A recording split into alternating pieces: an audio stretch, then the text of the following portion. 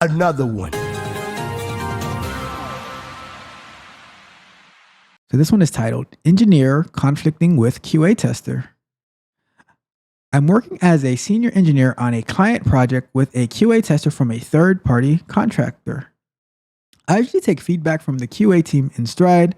I want to write code that's robust and appreciative and appreciate feedback that helps me improve my implementation. But lately, I've been struggling to work with a new QA tester who joined the team a few weeks ago. He doesn't seem to be very experienced creating isolated reports when the code fails. His details of the error are vague, making them difficult to reproduce. He lumps issues that are unrelated all together, leaving me to change code in multiple areas of the system just to get one specific requirement closed. I've asked him to lay out his testing process so I can understand what the issue is and how to address it. But he continues to give me a list of issues he identified without any parameters, recreation steps, or details of how he built his tests. He also is not capturing these issues anywhere in our tracking system, so it is up to me to track these issues, which is difficult since I'm not given any details. I'm starting to feel the strain of my day-to-day work. My calls and messages with him leave me feeling frustrated. He is an offshore resource, so time zone and language barriers definitely make communication more difficult. I'm worried if this continues, I'll start becoming hostile and curt with him, which isn't fair to anyone on the team, including him. I've been the clueless new guy before, so I want to be sympathetic and patient as best as I can.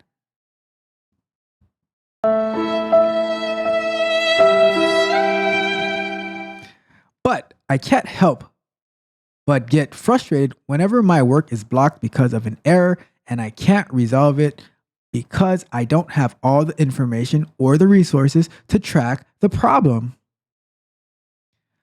Am I justified for feeling this way? Is there something I can do to help make this process easier for him and me?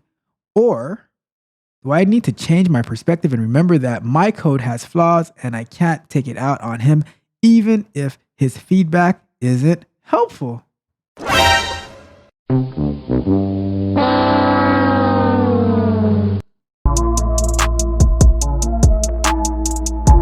I would be so curious to see the opinions of this question in the chat. I will get started on it, but I am curious to see what the thoughts and sentiments are towards this. Right? So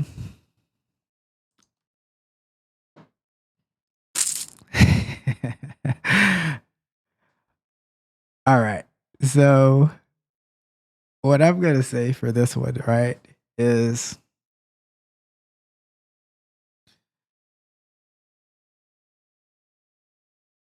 number one, I feel bad for the software developer. He sounds or she sounds like whoever this is, right? They sound like a very very compassionate software developer, software engineer, right? To have that much care and concern for a third party contractor in a whole country in a different, like in another part of the world in a different time zone, right?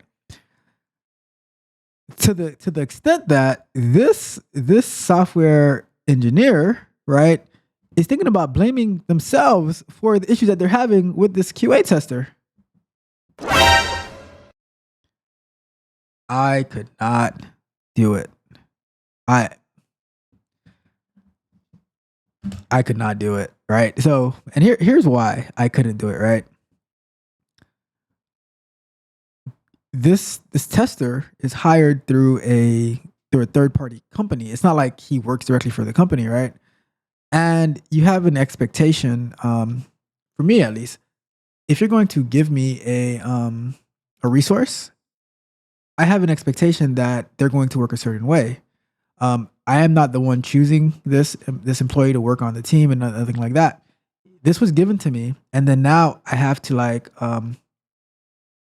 babysit, right? And then like and I ask constantly, and they're not giving me what I need, right? I don't think as a software engineer, or even as a in-house QA engineer, right? It's your job to train a third party contractor, right? Because here's what can happen, right? Here's what can happen, which has happened to me in the past, right? You'll train this contractor, and they might get better, right? And now, because they get better, they start requiring their contracting company more money, and they get pulled off that project, and they get put on another project where they make more money, and now you have to start over again at square one. So all that work that you did to train them, you just train them for another client that of the contractor who's going to make the contractor more money and make the tester more money, and you have to do all that work over again. And that's why I wouldn't take the time to do it. If I'm hiring an in-house tester and I know that this tester is like more on the entry level, they need help and stuff like that, I would gladly work with them and build them up and all that good stuff, right? But to have that for for the contractor who's not doing their job, right? Like, I think one of the first things that you would learn in testing is how to separate issues, right?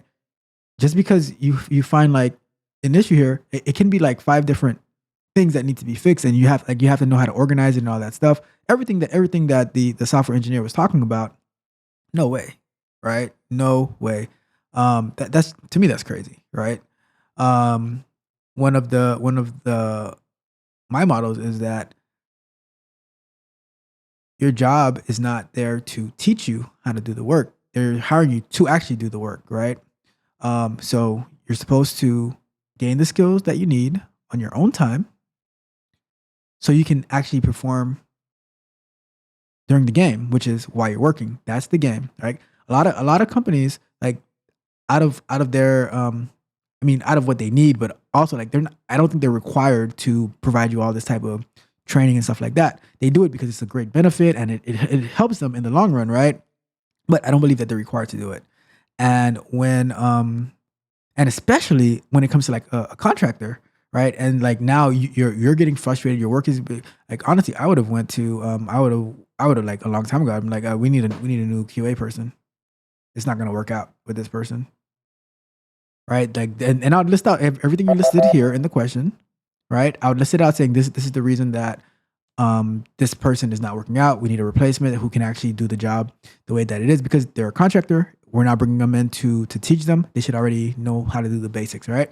So that's how I would see that. And it's like, that's one of the reasons that you have QA. Of course, you're supposed to like test your own work, the unit tests and stuff like that. But the worst code is written by people who test their own work, and that's it. The only tester you have is yourself. That's the worst code that you're going to write. That's why you're supposed to have another. You have someone to test the application, but if they're not doing it properly, then that defeats the purpose, and the ultimate impact is going to end on your customers, your end users, and that is not acceptable. All right, so that is that question. But yeah, I'll definitely go to the powers that be. Say we need a new QA person. If you're gonna get us contractors from a third world country, we need new testers, and we go from there. All right.